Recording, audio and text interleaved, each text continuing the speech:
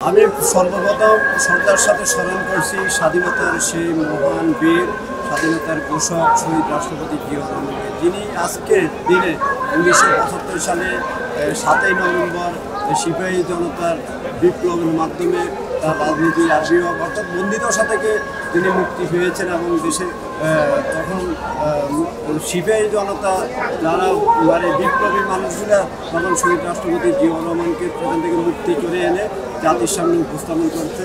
আজকে আমরা সেই সব বীর সেনাদের আমরা আসলে যারা নিহত হয়েছে, তাদের শহীদ হয়েছে, তাদের আত্মার মাগফিরাত কামনা করছি। যারা এখনো বেঁচে আছে তাদের প্রতি আমরা শ্রদ্ধা স্মরণ করছি।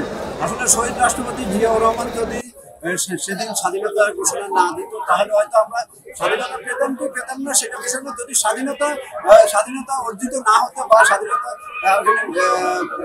অর্জিত না হতো তাহলে হয়তো সাময়িক আদালতে তখন পাকিস্তানি আদালতে তখন সেটা আইনে শহীদ রাষ্ট্রপতি জিয়াউর রহমানের বিচারের সম্মুখীন হতো এবং সেই কিন্তু শহীদ রাষ্ট্রপতি জিয়াউর রহমানের সততা এবং তার যে আদর্শ এবং তার যে সাহসিকতা এবং তার মধ্যে যে দেশপ্রেম, সে দেশপ্রেম এখনো মানুষ কিন্তু শহীদ রাষ্ট্রপতি জিয়াউর রহমান নেই। ওনার আদর্শ এবং দেশপ্রেমের কারণে বিএনপি কিন্তু এখনো জনপ্রিয়তার শীর্ষে। বিগত সময়ে আমরা দেখেছি, আমরা যখন বিএনপির বিভিন্ন কর্মসূচিতে আমরা আসতাম তখন আমাদের অনেক প্রতিবন্ধকতা পোহাতে হতো।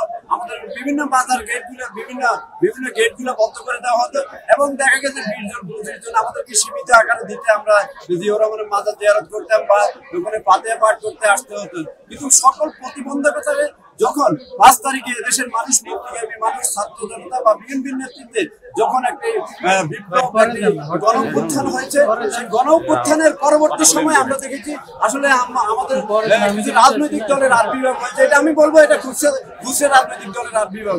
এটা আমরা তখন বিগত সময় কিন্তু যারা মুখোশধারী, যারা মুক্ত, যারা গুপ্ত রাজনীতি করছে, তারা তো প্রকাশ্য রাজপথে কোনো ভূমিকা দেখিনি আমরা। আজকে অনেকে আমাদেরকে বিভিন্নভাবে হুঙ্কার দিচ্ছে বা বিএনপিকে বিভিন্নভাবে ইনিয়ে কথা বলছে। আমি মনে করি বিএনপি দুর্বল না, বা বিএনপি এদেশের মানুষের শিরায় বিএনপি আছে।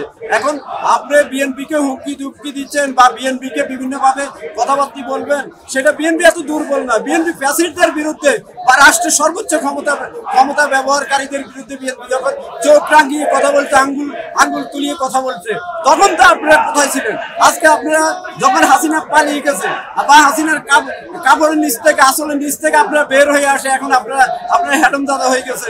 এবং আপনারা যা দেখাচ্ছেন বা যা বলছেন, এটা এদেশের মানুষ, আপনার ইতিহাস কিন্তু মানুষ জানে।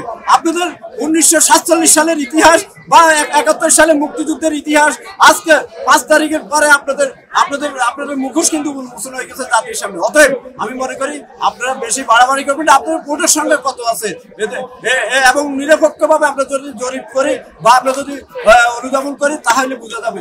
এরা অল্প পানির মাছ, কিন্তু এরা মানে মাছ শিকার করার জন্য বা গোলা পানিতে মাছ শিকার করার জন্য তারা কিন্তু অভ্যস্ত। আমি মনে করি আজকে যেই সমস্ত ষড়যন্ত্র করছেন এদেশের মানে আমরা গণভোট চাই। গণভোটটা কি জন্য?